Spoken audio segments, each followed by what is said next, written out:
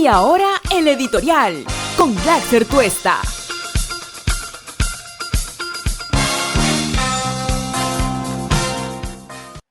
Hay un denominador común en la política de nuestro país y es verdad, pero esto no es que hay que tomarlo como un consuelo, porque a veces uno tiende a creer que si pasa en otros países y nos pasa a nosotros, no estamos del todo mal. Eso es mal de todo consejo, mal de todos, consuelo de tontos, como dice el dicho popular. Y me refiero a qué? A que la política en nuestro país, y voy a situarme en nuestro país, pero digo, se aplica también a lo que pasa en algunos otros lugares, porque uno podría pensar que en algunos países más desarrollados, donde tienen pues una democracia más consistente, instituciones que son más fuertes y tienen más larga data, y que por supuesto hay un apego también de la ciudadanía al orden democrático, constitucional, legal, a lo formal. Pero, sin embargo, apreciamos la precariedad y a veces comportamientos que se asemejan mucho a lo que caseramente nosotros vemos también en este ámbito tan importante como la política.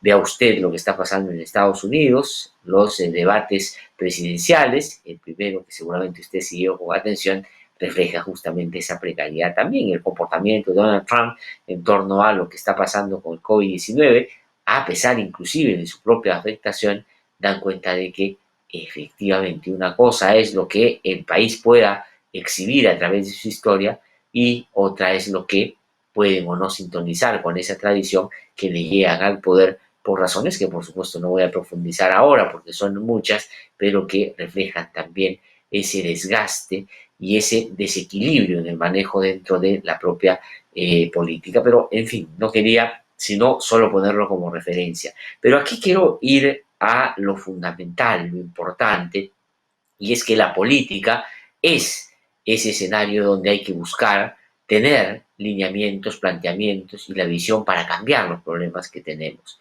Y eso, si uno aprecia lo que aparece ya a estas alturas como posibilidades para el próximo proceso electoral, es decir, quienes van a jugar ese partido y quienes van a seguramente encabezar no solo postulaciones a la presidencia de la República, sino listas que van a pretender llegar al Parlamento, y uno ve tremendo déficit, ¿no es cierto? No hay ideas, todo el mundo está jugando en el ámbito todavía de la negociación, que claro, en un escenario como este puede ser tremendamente incompatible, pero eso poco importa cuando lo que se trata es conseguir un vientre de alquiler para poder, a como dé lugar, participar en esa elección. No se discuten planes, no se discuten propuestas, el debate no es programático, las cosas no están yendo por ahí. Y eso es un reflejo claro, no solo de que la política es muy precaria, sino que la demanda de la ciudadanía en torno a la política también o no se ha podido ver con claridad o no se ha podido caracterizar bien, o la demanda también es muy precaria. Y en eso los ciudadanos, en esa conexión inevitable con la política, porque si no la haces, alguien la hace por ti de todas maneras, pues ha hecho que tengamos los representantes que tan quejumbrosamente nos mantienen todo el tiempo diciendo que son un tal por cual y que no sirven para nada. Siempre los procesos electorales son oportunidades para poder cambiar esa realidad, porque así como la política refleja a las sociedades también tienen la obligación de ir cambiando su comportamiento para que estas inequidades tan expresadas con tanta crudeza en medio de esta pandemia puedan cambiar y no atribuirle solo al que llega al poder ese cambio, sino que también nuestras propias relaciones interpersonales, la construcción del bien común, la solidaridad, la mirada de comunidad que queramos tener, es lo que puede llevarnos a sintonizar con alguien que esté, ojalá, caminando en esa línea. Pero al momento lo que tenemos es mucha precariedad y muy poco planteamiento serio, real, para resolver esos problemas que ahí se han demandado. Entonces, ¿qué cosa es lo que a estas alturas quiero yo de todas maneras proponerles? Que revisemos algo que nos puede servir, no voy a decir como guía, porque efectivamente la política y los estados son laicos y tienen que caminar en independencia con todos aquellos que puedan jugar o tener roles, digamos, activos en sociedades como la nuestra. Y la Iglesia católica sobre todo, pero la creciente influencia de las iglesias evangélicas tienen un peso ahora importante, pero que hay que mantener desde la política independencia con eso también. Y por eso es que en los últimos tiempos, cuando ha sido determinante establecer vínculos, inclusive a última hora con determinados sectores, para supuestamente conseguir con esos votos y ganar una elección, no han funcionado, porque no son tan representativos como uno cree, pero son actores que tienen cierto papel y cierta vocación o interés por llegar al poder de una u otra manera. ¿Qué cosa es lo que creo que hay que revisar? Digo, no como pauta, no como consejo, no como una receta para que la política sintonice tal cual con lo que ahí se dice, sino tal vez para que pueda encontrar ahí por lo menos una inspiración para entender dónde están los temas principales.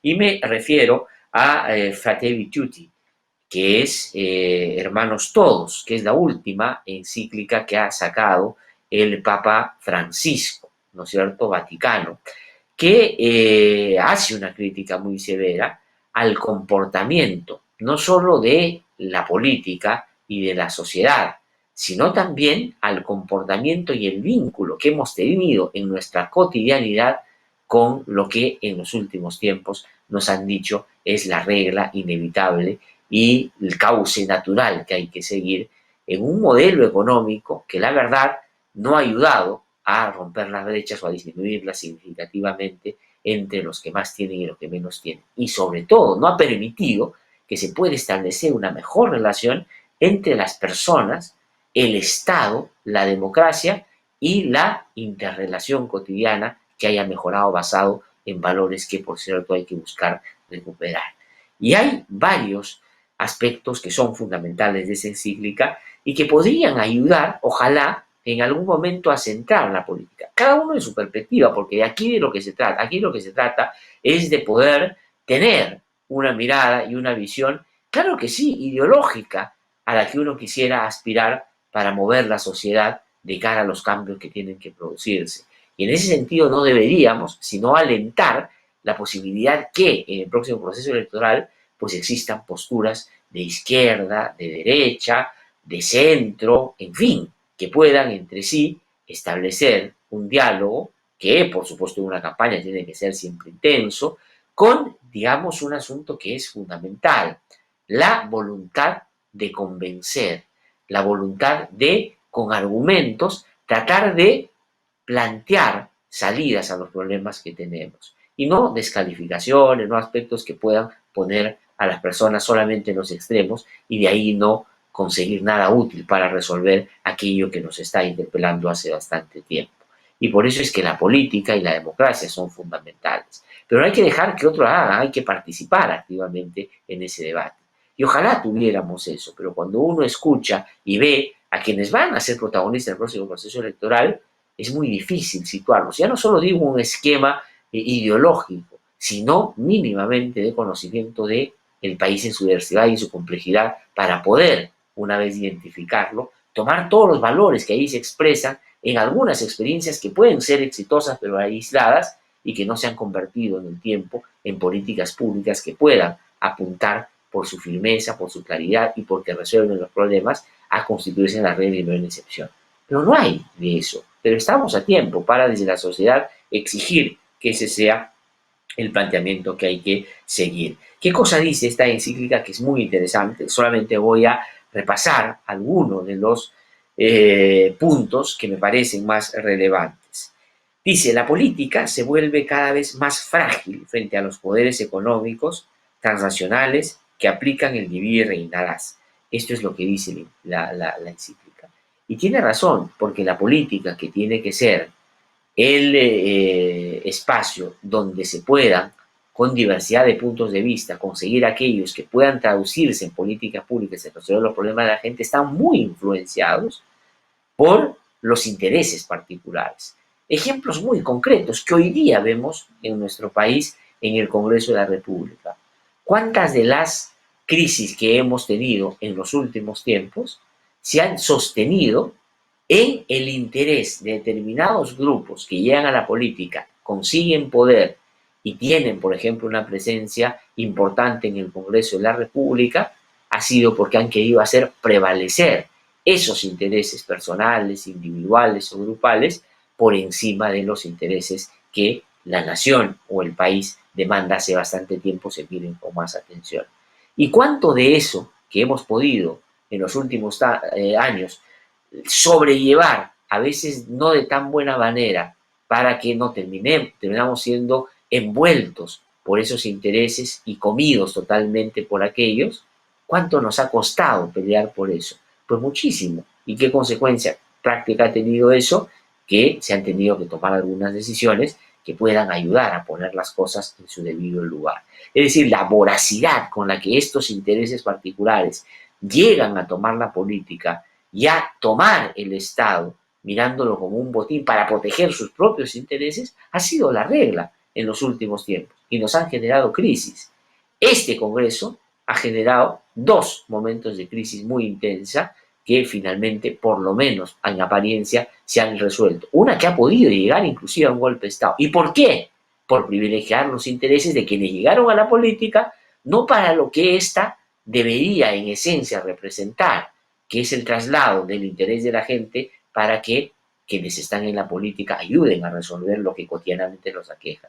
Aquí lo que ha sido es, con ese lenguaje, se han aproximado a la gente para conseguir los votos y una vez que han conseguido el poder, porque estar en el Congreso es tener poder y poder ayudar a resolver las cosas, han dejado de lado y se han puesto de espaldas al país y han empezado a privilegiar lo suyo. Vamos a traernos abajo la SUNEDU porque nos quitó las universidades de Bamba que teníamos y con ese impulso vamos a tomar todas las instituciones para que nunca más nos vuelva a pasar eso. O lo otro, que el golpe de Estado buscó finalmente traerse abajo toda la lucha contra la corrupción, porque la lucha contra la corrupción, sobre todo aquella que se hace desde abajo hacia arriba y se hace con mucha intensidad, porque hay honestidad también en otras instituciones, pues no le conviene a los que siempre han mantenido su cuota de poder y no la quieren perder, porque la han hecho en el marco de esa relación perversa donde la corrupción termina siendo un asunto muy, muy cotidiano. Y entonces quieren traerse todo abajo. Es decir, cómo privilegias el interés privado, el interés de pocos, frente al interés nacional. Y por eso es que esto es ad hoc, esto es pertinente, esto habla de esos temas. Y cuando se extiende a lo que puede ser este relacionamiento transnacional, efectivamente eso ha pasado mucho en los últimos tiempos. La versión probablemente más corrupta sea la del caso Lavallato, pero hay otras que están sostenidas en un asunto que no ha terminado de resolver los problemas a la gente, porque las condiciones en las que determinados sectores que vienen a invertir en el país trabajan no son aquellas con las que podrían desenvolverse en sus propios países. Aquí a determinadas empresas que se dedican, por ejemplo, a las actividades extractivas, se les permite hacer barbaridades medias que en sus países están totalmente prohibidas. ¿Por qué? Porque aquí la limitación o el límite de la posibilidad de ejercicio de derechos es y tiene un techo muy bajito y porque los intereses que debería proteger el Estado no están en primer orden, sino bajo la lógica de la inversión a como dé lugar, pues se dejan de lado. Por eso las comunidades indígenas protestan, por eso que hay conflictos sociales, por eso que no hay un sistema de distribución que pueda ayudar o haber ayudado en los últimos 30 años a resolver los problemas de la gente ahí donde se desarrollan estas empresas o estas industrias extractivas. Entonces, eso es lo que llama la atención y hay que efectivamente empezar a mirar con esa profundidad estos problemas, porque si no, administrar las coyunturas y llevar al poder a gente que pueda desenvolverse bien en las cámaras o que pueda sacar la frase o el desliz, y en fin, nos va a llevar exactamente a lo mismo, que los que ya la política no gobierna, no solo porque no tienen capacidad y no tienen ideas de qué hacer, sino están tomados por estos poderes.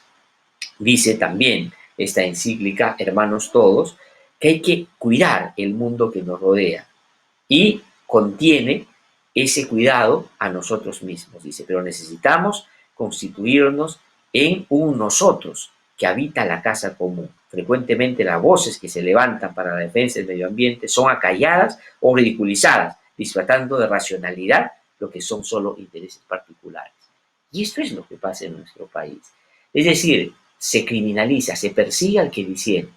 Entonces, claro, cuando una comunidad que vive alrededor de ahí donde se desarrolla una actividad extractiva, y yo estoy a favor de que estas industrias y que estas actividades productivas se puedan desarrollar en un país como el nuestro, que ha sido bendecido en ese sentido por la naturaleza y nos ha permitido tener minerales de distinta escala y naturaleza.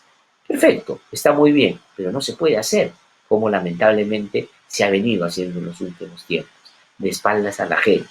Y cuando se le quiere pedir al Estado, porque es el Estado que tiene que garantizar el Estado de Derecho es para las empresas en la posibilidad de que sigan haciendo sus negocios, pero también y sobre todo en proteger a los ciudadanos para que eso que les quieren imponer como desarrollo no distorsione lo que ellos entienden en su mirada de futuro. Y esa posibilidad de conciliar ambas cosas es lo que el Estado no ha querido hacer en los últimos tiempos.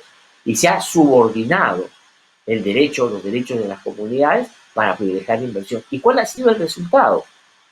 No se ha conseguido absolutamente nada. No se ha conseguido desarrollo para las comunidades y no se ha conseguido que las inversiones puedan ser sostenidas en el tiempo. ¿Por qué? Porque cuando se dice hay que hacer participar a las comunidades, pero no en una charlita para que firmen y al final digas, ya yo hice mi consulta previa y aquí está, que muchas veces se hace tratando de contar dirigentes y partiendo a la comunidad para que no tenga un posicionamiento común frente a un hecho que va a cambiar probablemente la vida para bien o para mal. Y finalmente, checklist salió y está aprobado y se acabó. Y después viene el conflicto. Y la gente se sorprende de por qué las comunidades salen a protestar y por qué pasa lo de Agua y por qué pasan otros casos como lo de Espinar, por qué pasan casos como de Río Borrell. Porque el Estado no es capaz de incluir y darle bienestar a esas personas. Y esto pasa porque se ridiculiza, se estigmatiza, se persigue al que no está de acuerdo. Y la idea que se lleva de aquí de desarrollo es la exactamente la que tenía Alan García con el perro del hortelano. Si tú no estás de acuerdo con lo que yo quiero hacer, eres el perro del hortelano y tengo que sacarte del camino, porque estás obstaculizando ese desarrollo que debería ser propio de países como el nuestro. Y ese es un asunto que hay que llamar la atención. No se puede seguir actuando de esa manera, porque esos ciudadanos que con desprecio se trata al no incorporarlos debidamente en estas dinámicas para que puedan beneficiarse, es reafirmarse en que no son ciudadanos, como decía García, de primera, sino de tercera o cuarta, y hay que tratarlos en esa condición. Y este es un llamado justamente a que eso pueda cambiar. Además, dice esta encíclica que yo recomiendo, porque es muy larga, que puedan ustedes revisar. Habla del mercado y dice, el mercado solo no resuelve todo, aunque otra vez nos quieran hacer creer ese dogma de fe neoliberal. Se trata de un pensamiento pobre, repetitivo, que propone siempre las mismas recetas frente a cualquier desafío que se presente. Y ese ha sido el problema, que por supuesto hay que, y yo estoy de acuerdo con eso, proponer que el mercado funcione con las características y de la manera como nos podemos imaginar para que en un piso parejo todos puedan participar en la misma capacidad y con las mismas oportunidades. Y que eso pueda significar, ¿no es cierto?, en esa competencia que la gente pueda elegir dentro de lo que el mercado le presenta. Pero eso en sí mismo no resuelve el problema. Lo que necesitamos es mirar a los que menos tienen y generar acciones que puedan ser pensadas, no para los que están encajados en esa lógica, sino justamente para los que no entran en ella. Y por eso es que la diversidad nos plantea un reto. La diversidad no solo es para mostraros al mundo de que en el Perú puedes comer ceviche o puedes comerte una carapulcra o puedes, digamos, tener Machu Picchu, Cuela o qué sé yo. No, también nos plantea un reto de cómo aproximarnos de manera muy particular a distintos sectores de nuestra sociedad que no han sido naturalmente incorporadas a este país que hoy día le reclama un mejor comportamiento. Y esto es fundamental porque nos han vendido la idea de que estas cosas tienen que funcionar y funcionar así siempre. Por eso es que tenemos los problemas que tenemos ahora. Y entonces cuando la gente se sorprende de por qué los niveles de representación en el Congreso han cambiado de manera muy importante en la conformación del Congreso que tenemos ahora, y la gente se sorprende que cómo es posible que los de Papa hayan llegado, cómo es posible que los de UPP con ese discurso tan irracional hayan llegado, es porque, claro, y no digo que esas sean las vías necesariamente, pero han encajado con un sector de la población que al no tener alternativas, entiende que esas por su cercanía pueden de alguna manera, frente a la disolución que les ha generado la política formal, la política institucional, la política tradicional, y decide por representación de esa naturaleza. Y en algunos casos han tenido mejor comportamiento de los otros que uno creía eran un poquito más consolidados en su visión, sobre todo en materia democrática, cosa que no ha sido así. Miren ustedes que Acción Popular haya estado detrás de la posibilidad de un golpe de Estado, demuestra justamente de que ahí no está la coherencia, sino más bien esto que esta encíclica, y lo he leído al comienzo, plantea sobre cómo se está utilizando la política para privilegiar los intereses que no son los de las mayorías. Entonces, este tipo de reflexiones que la política en nuestro país no exhibe, que no estamos discutiendo estas cosas, ojalá puedan incorporarse de una u otra manera.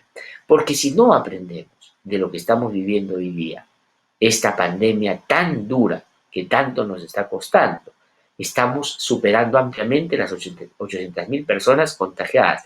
Estamos cerca de 33.000 personas en el conteo oficial que han perdido la vida en medio de una pandemia. 6 millones de personas que van a perder su empleo. Estamos calculando que 12 puntos va a ser la caída del PBI y que los índices de pobreza van a crecer de manera muy significativa.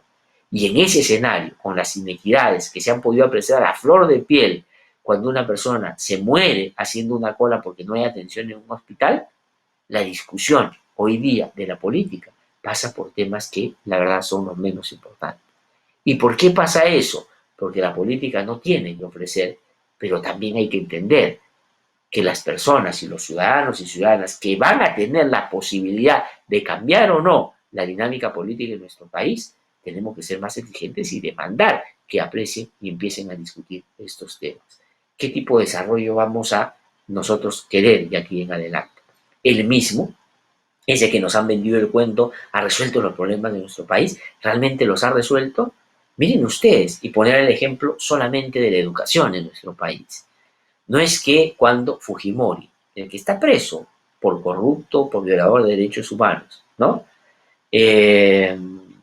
Abrió supuestamente la posibilidad de que nos conectemos a la red internacional que en ese momento sugería y echaba mano de lo que es este modelo económico que tenemos el día de ahora. Pero lo hizo al estilo de un dictador que además era corrupto y aprovechó esa situación para, junto con sus allegados, pues robar todo lo que le fuera posible en un escenario de esa naturaleza, con todas las privatizaciones y lo que ahí ustedes saben sucedió.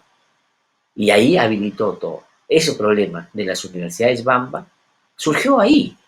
El problema que el transporte, ese tan fatal y tan asesino que en Lima y en todo el país, lamentablemente, nos tiñe de sangre permanentemente por la irresponsabilidad e informalidad que están presentes en cada uno de sus actos, fue producto de eso que se abrió en esa época.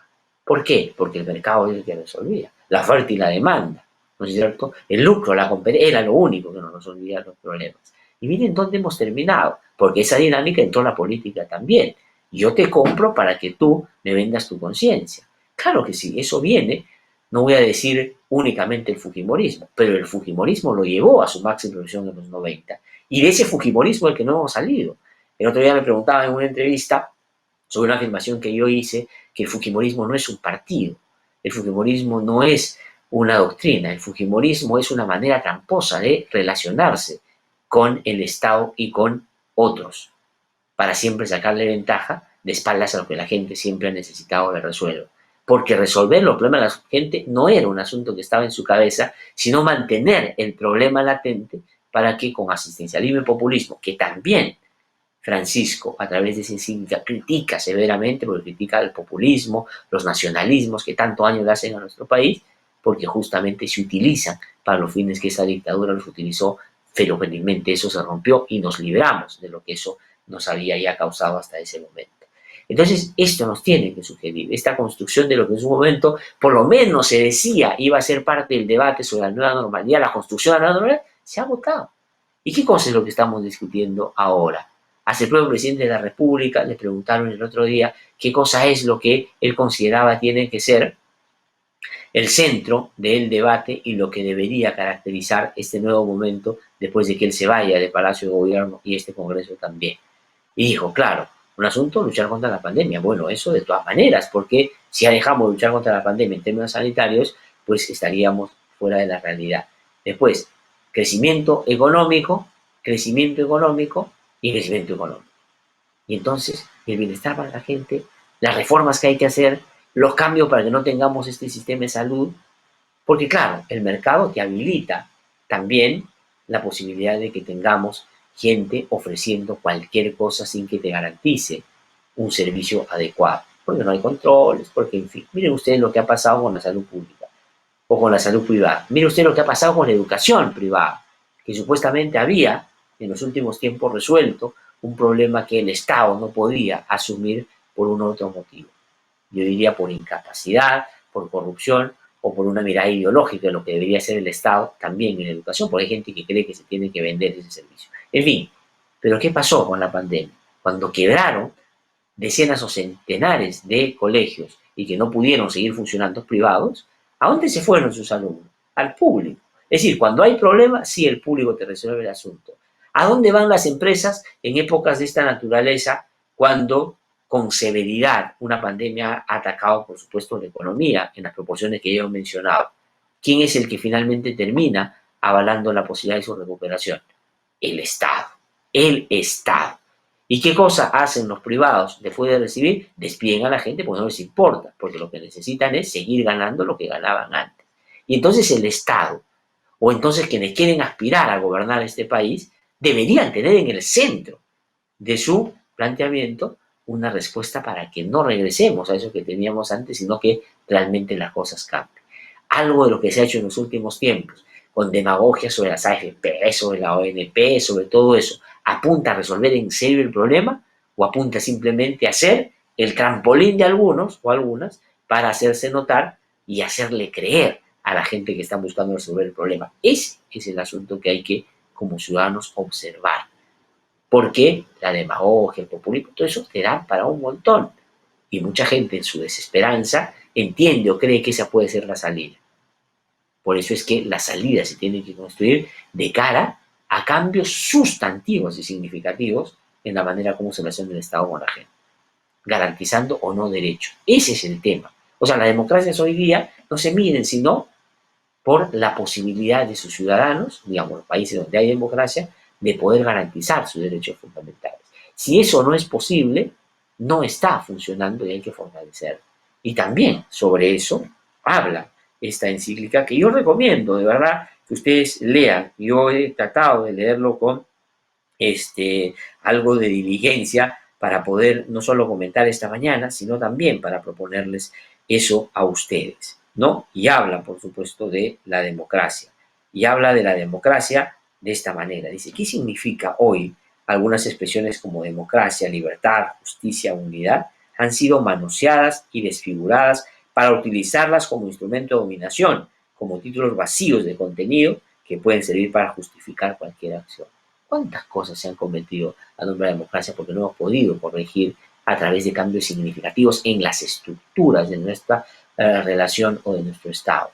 ¿No? No están varios presos que levantaron la bandera de lucha contra la corrupción porque nunca la hicieron de manera genuina, porque eran igual o peores que aquellos que decían combatir. Y ese es un asunto que hay que ver ahora. La honestidad en el manejo de la cosa pública es fundamental, pero sobre todo el llamado de esta encíclica es que se auspicie, se busque el bien común, lo que es de todos. Estamos discutiendo eso ahora, realmente es penoso que después de todo lo que nos está pasando y de lo que esta pandemia nos va a dejar, que ese no sea el centro del debate, que ese no sea el centro del debate, ¿no? Que por ahí un demagogo lanza una iniciativa para que todos los medios estén detrás de él. Otro se pone a llorar en una conferencia para que todos los medios empiecen a entender que eso es sensibilidad por los problemas irresueltos en un país tan desequilibrado como el nuestro, ¿no es cierto? Otros empiezan a hacer jales de última hora para tratar de mostrar que están con capacidades para gobernar cuando su propio comportamiento los han ido descalificando.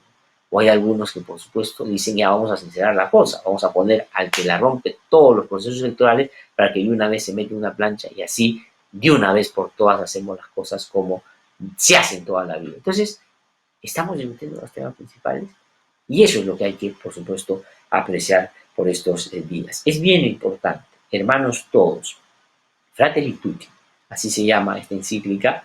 La anterior fue Laudato Si. Aquí comenté hace algún tiempo también sobre el medio ambiente.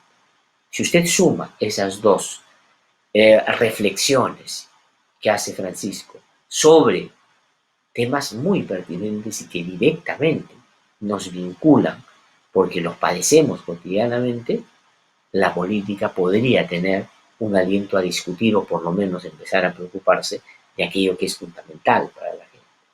¿No? Ahora, ¿qué cosas estamos discutiendo? ¿Qué cosas se va a ver en el Congreso de la República, por ejemplo? ¿No es cierto? Se va a debatir hoy día proyectos que buscan ampliar los permisos para combis en Lima hasta por 10 años más. Y siempre van a buscar un argumento demagogo, que la gente que trabaja se queda, en fin, todo.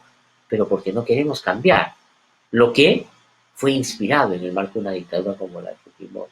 Porque eso que hoy día vemos en las calles, permanentemente un acoso y un asunto que uno no sabe en qué puede terminar y cuánto su vida está en riesgo cuando sale solo por la manera como se desenvuelve ese transporte tan informal y tan irresponsable, es producto de eso que nos han querido vender como la medicina para curar nuestros peores males, el mercado que resuelve absolutamente todo. Entonces, ¿qué cosa es lo que sucede?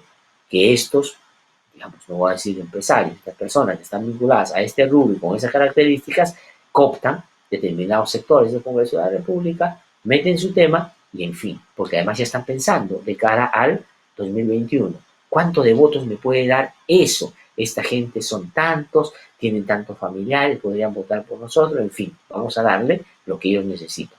¿Resuelve eso el problema que nos afecta a nosotros cotidianamente en el transporte? No, pero importa poco porque lo que hay que hacer es conseguir ese vínculo con esta gente. Y así es como se ha movido la política, ¿no es cierto? Ahora, otra vez, las AFP se ha presentado un nuevo proyecto que permitiría el retiro hasta 12 meses. Otra vez, ya, perfecto. ¿Qué cosa es eso? Que a la gente le das la posibilidad de acceder a parte de lo que está guardando. ¿Para qué? Para su fondo previsional. Y cuando esa persona llegue a tener los años que la ley establece para que ya deje de trabajar y pueda supuestamente vivir con tranquilidad porque forzadamente ha abonado a su AFP todos los meses, entonces va a llegar y va a tener nada o muy poco y no le va a servir.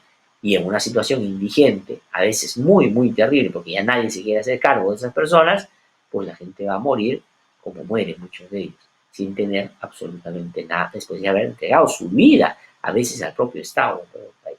¿Alguien está discutiendo en serio la reforma de la AFP? No, pero esto puede dar réditos políticos. Todo el mundo está mirando a ver cuántos puntitos más me puede subir una cosa de esa naturaleza. Como decía Carmen Maqueo en un artículo hace poco, la simulación, la pantomima, el yo hago, pero en realidad no hacer nada importante porque de lo que se trata es de fingir y la gente cree. Y entonces por eso, que lamentablemente mucha de la gente que tenemos ahí en la política está porque se sostiene en esto. Y así uno podría repasar algunas otras cosas que se vienen produciendo en nuestro país. Hay una cosa importante, interesante que ha pasado en el Congreso de la República y tiene que ver con que la Subcomisión de Acusaciones Constitucionales ha desestimado algunas denuncias contra algunas autoridades. Y hay una que está relacionada, o dos que están relacionadas. Una con el Tribunal Constitucional, que saben ustedes, es una institución muy importante. Y siendo importante, también la quieren tomar. Porque cuando yo digo quieren tomar el poder, no vaya usted a creer que solamente quieren llegar a Palacio de Gobierno, tener el Congreso. Quieren manejar absolutamente todo lo que les sea posible para garantizar que su mal comportamiento nunca sea siquiera mínimamente señalado. Por eso es que quieren tomar el Ministerio Público, el Poder Judicial y el Tribunal Constitucional. Por eso es que es bien interesante todos los tentáculos que al parecer tenían los cuellos blancos del puerto. Los cuellos blancos del puerto no solo buscaban favorecer en temas judiciales a determinados sectores de la política, empresarios, en fin, de otros sectores también, sino tenían llegada y posibilidades de mover las cosas, parecería, en aquellas instancias que son centrales para la definición de los eventos políticos que se producen en nuestro país, como las elecciones. OMPE, Jurado Nacional de Elecciones, y ahorita está entrando al Jurado Nacional de Elecciones gente que está directamente vinculada a gente impresentable, que ha encontrado en su actividad pública siempre el espacio para tratar de perjudicar lo que no sintoniza con sus intereses. Y hay algunos, por supuesto, que ya están hace bastante tiempo fuera de la realidad, pero les dan cierta tribuna para llegar ahí y para, por supuesto, acabar con la lucha contra la corrupción.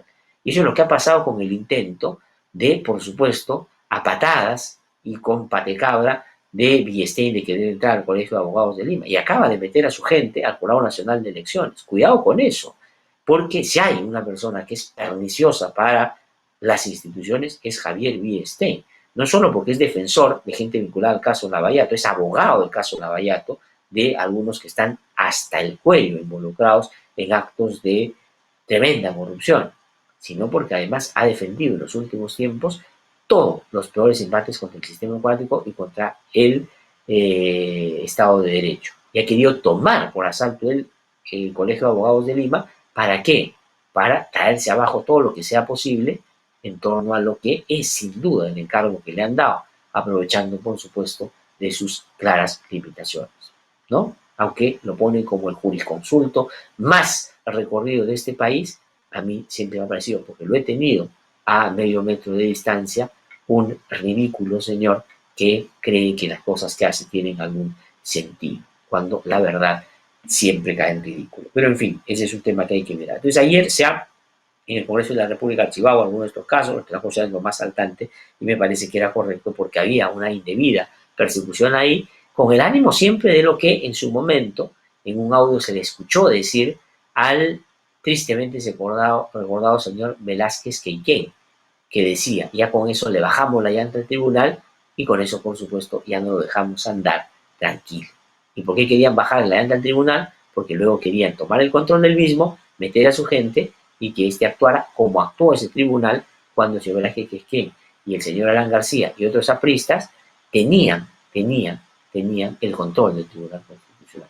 Revise usted el comportamiento del Tribunal Constitucional cuando ellos metieron a su gente y darse cuenta de todas las cosas que ahí no se han investigado debidamente, pero podrían extraer ustedes un montón de cosas que estas instituciones no deberían, por cierto, hacer. Mucho cuidado con lo que está pasando con el Tribunal Constitucional. Y esto es fundamental. En un país como el nuestro, donde la oferta política y la política en general lamentablemente está bien venida menos y no es representativa y por supuesto representa más intereses particulares que los intereses del país, ¿no? Las instituciones que pueden ponerle freno a aquellos que terminen llegando al poder, ¿no es cierto? Además, ojo, legitimados por el voto popular, y en eso se escudan, es decir, que la crítica que nosotros podemos hacer a quienes llegan al poder es, dicen algunos, pues un asunto que contradice la voluntad popular. Pero no, yo lo que estoy planteando acá, que así de precaria es la política, pero así de precaria es la demanda también de la ciudadanía en torno a lo que quisiera ver en la política. Y por eso es que hay que cambiar y hay que ser más exigentes y buscar mejor dentro de todos, porque siempre va a encontrar alguien que sea, por cierto, de alguna manera un poquito mejor. El señor Martos, Walter Martos, que es, como ustedes saben, el jefe el presidente del Consejo de Ministros, ha hablado el día de ayer sobre este caso que el fin de semana generó pues un espectáculo que uno podría decir poco usual para un caso de la envergadura y las características que tiene el caso del señor Richard Swing, ¿no? Que ahí tiene que, por cierto, investigarse. Me parece perfecto y me parece que ahí van a encontrar algunos asuntos que se reproducen de una manera bastante sistemática en general en la gestión pública y no de ahora, sino de hace muchísimo tiempo. Y claro, el escándalo salió porque había proximidades con el entorno del presidente de la República y este tendrá que rendir cuentas. Pero todo ese aparataje de detención preliminar porque van a jugar, porque están obstaculizando la justicia, porque tienen poder y todo, la verdad, a mí me parece, pese a que todo esto es legal, porque está en el marco de lo que pide una fiscal y lo que autoriza una jueza, y eso no se puede discutir, pero es evidente está por fuera de lo que racionalmente se necesita hacer en un caso de esa naturaleza. Un caso de esa naturaleza. O sea, hay un señor que se llama Elio Valareso, que era vicepresidente de la CONFIEP, que estuvo un montón de años después de haberse demostrado que defraudó al Estado peruano sin que lo pudieran ubicar, ¿no? Y aquí se han movido de fiscales, 60 policías, cargos, todo.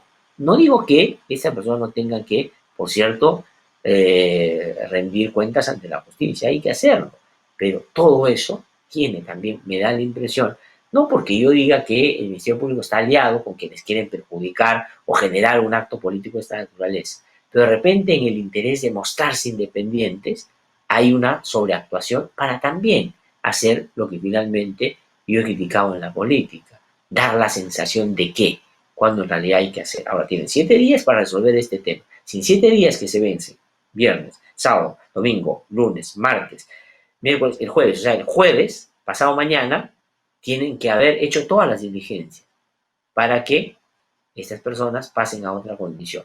Y seguramente va prisión preventiva y, en fin, va a meditar una cosa de esa naturaleza. Y yo creo que no, pero creo que sí va a pasar. ¿Por qué? Porque hay que dar la sensación de que aquí nadie tiene que se lucha contra todos de la misma manera. Cuidado con eso, porque hay casos en los que justifica una prisión preventiva. Y para mí el ejemplo concretísimo es el caso de Keiko Fujimori. Y el fujimorismo, clarísimo, clarísimo, pero no otros que me parece podrían llevarse de otra manera. Y esto no es una defensa ni a Vizcarra ni a esa gente, porque yo creo que, claro, ahí están pagando las consecuencias de sus propios actos, de cómo ayer decía Víctor Cuba, hacer las cosas como si el Estado fuera, pues, tu casa, y agarras y repartes como te parece. Si eso lo haces con tu plata, no hay problema, pero si es con plata del Estado, pues tiene que hacerse de la manera correcta. El señor Martos ha dicho que se tiene que verificar absolutamente todo lo que sea necesario. Vamos a escuchar. Los contratos se han realizado de acuerdo a las normas establecidas. Ahora, las hipótesis que en una investigación preliminar puede establecer la fiscal pueden ser correctas pero también pueden ser erróneas, por eso son hipótesis. Lo que el señor presidente ha manifestado y lo que también se está verificando es que la formalidad, o sea, la forma como se ha hecho el contrato, es como corresponde. Ahora, si el contrato era necesario o no era necesario y si se cumplió a cabalidad el servicio que se pedía o no, Entiendo. Eso sí lo tiene que verificar la fiscal y lo tiene que comprobar con los hechos en la realidad. Bueno, efectivamente por ahí tienen que ir sin duda las investigaciones. Y en el caso de la lucha contra la pandemia, ayer el presidente de la República, Martín Vizcarra, ha dicho que estamos preparados para un rebrote y que si este se produjera ya estamos equipados o logísticamente mucho más preparados de como estábamos cuando llegó o se presentó el primer caso. Ha puesto el ejemplo de que teníamos 100 o un poquito más de camas UCI y hoy día tenemos 1.700 y que teníamos para atención médica en los hospitales 2.000 y ahora, digamos, eso se ha multiplicado por 10. Pero no es ese el razonamiento que hay que tener. Yo creo que hay que insistir en evitar que se produzca esta segunda ola en un mejor comportamiento, con un mejor comportamiento de la población en su relación con lo que en este momento la situación está exigiendo, que es los cuidados que tienen que ver con lo que ustedes ya perfectamente saben y seguramente tratan de cumplir cotidianamente. Y además hay otro elemento que ya es evidente y está sucediendo, como ha pasado en Loreto, por ejemplo, que el virus empieza, como se dijo hace bastante tiempo, y aquí modestamente algo de eso dijimos, pues va a suceder la inmunidad de rebaño. Ya en Loreto la gente se está muriendo, no por el COVID-19, sino, imagínense ustedes, por otras enfermedades que el Estado no ha podido enfrentar de hace bastante tiempo y sigue, lamentablemente, todavía muriendo gente por otras enfermedades, ¿no? Como el dengue y otros. Increíble. Entonces, eso es lo que hay que cambiar y el llamado tiene que ir por ese lado. Vamos a escuchar qué dijo el presidente de la República sobre esto. Puede que en algún momento se haya un rebrote, como ocurre en este tipo. Estamos preparados para el rebrote, pero claro, cuando se dio en el mes de marzo esta pandemia en el país, cuando llega el primer caso y nosotros a mediados de marzo tomamos la decisión de declarar en estado de emergencia, teníamos 100 camas UCI, ahora tenemos 1.700. ¿Estamos mejor preparados? Estamos mejor preparados. Teníamos 2.000 camas de hospitalización, ahora tenemos 20.000. ¿Estamos mejor preparados? Sí. Entonces, tenemos mucha mayor capacidad hospitalaria de respuesta, pero ya no tenemos el 100% de la población susceptible a ser contagiada, sino solamente el 60%, por el 40%.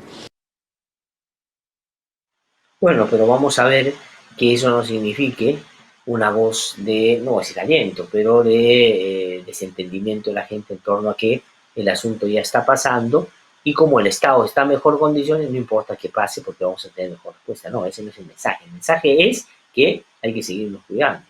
Y por eso es que aventurar lo que el presidente de la República hizo el fin de semana me parece irresponsable, porque dijo que sí, que el próximo año se inician las clases ya presenciales, que el año escolar se inicia.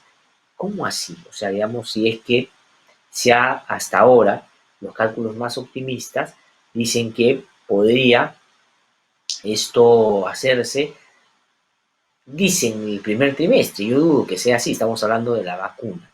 Y ahora se ha empezado a hablar sobre los niños y las niñas que no necesitan la vacuna y por lo tanto, en fin, se podría tomar con ellos algunas otras decisiones que pueden ser mucho más específicas. Pero en general, hacia marzo del próximo año, yo tengo la impresión de que no va a ser posible que esto pueda darse como el presidente de la República cree. Entonces creo que hay que dejar de alentar situaciones de esa naturaleza, porque aquí no estamos en una lógica del sí se puede, de que vamos todo, lo vamos a conseguir, la vacuna la vamos a... Si no hay vacuna todavía. Si no hay vacuna todavía. Y una vez que la vacuna ya se logre probar, se certifique, viene toda la producción, la distribución, la venta, y ahí vamos a ver cómo nos ubicamos como país en un mundo que va a estar peleando y agarrándose a patadas justamente para poder conseguir la vacuna. Y luego de eso, no vaya a ser, estamos hablando de esto desde hace algunos meses ya, que no hayamos hecho el trabajo interno de nuestro país para la distribución y la aplicación en el tiempo y la modalidad que esté estima. Y ahí entiendo que están evaluando algunas posibilidades, pero que todavía no hay nada seguro. Entonces, aventurar fechas de cuándo, eso no me parece que sea a estas alturas lo más responsable. Y que el presidente de la República quiera hacer propaganda, publicitar que su gobierno ha mejorado la respuesta del sistema de salud, no es un asunto que debería ni el presidente decirlo de esa manera, ni la gente tomarlo de que entonces, tranquilo, si pasa, ya vamos a estar mejor, no vamos a tener los mismos problemas. Y sí vamos a tener los mismos problemas porque efectivamente esta nueva ola podría ser muy intensa y afectarnos de manera muy severa, sobre todo a sectores que han estado durante este tiempo teniendo los cuidados necesarios y que no han tenido, por esos cuidados, pues casos o contagios con el COVID-19. Porque, digamos, otros sectores ya han tenido el contacto y algunos han terminado, por supuesto, con afectaciones muy severas y algunos lamentablemente han perdido la vida, pero otros sencillamente no han tenido ningún grado importante de afectación. Y eso está, dice el presidente de la República, ya en Lima puede estar al 35-40%, pero hay un 60% que no, igual que en otras regiones. Hay que tener mucho cuidado de cómo se administra esos dichos que pueden estar cargados y marcados por el optimismo que siempre hay que tener de que vamos a salir adelante de estos problemas que nos están aquejando. Pero no vaya a ser que se entienda mal y empecemos a bajar la guardia, que es lo que hay que, por cierto, tratar de evitar. Pero bueno, en fin, vamos a entrar a hablar sobre la política y sobre la propuesta política para el próximo año, porque van a haber elecciones y la población, los ciudadanos y ciudadanas van a tener la oportunidad de cambiar, si es que tienen esa vocación, algunas cosas que, por cierto, ahora la realidad nos ha enrostrado y la manera de cambiarlo es desde la política. Esto es inevitable, por eso es que la política, que a veces unos miran con desprecio o miran con distancia, es algo inevitable en los países democráticos. Y los espacios ahí se llenan siempre. No es que si tú no quieres, en fin, contigo no es la cosa. Siempre es con todos la política. Y por eso hay que no solo observar bien, no solo hay que mirar lo que coyunturalmente te quieren buscar que les aspiren a un cargo público, sino las trayectorias y los comportamientos que han tenido. Hemos presentado El Editorial con Glaxer Tuesta. Suscríbete a nuestro canal de YouTube, búscanos como IDL Radio y activa las notificaciones para ver No Hay Derecho en Vivo.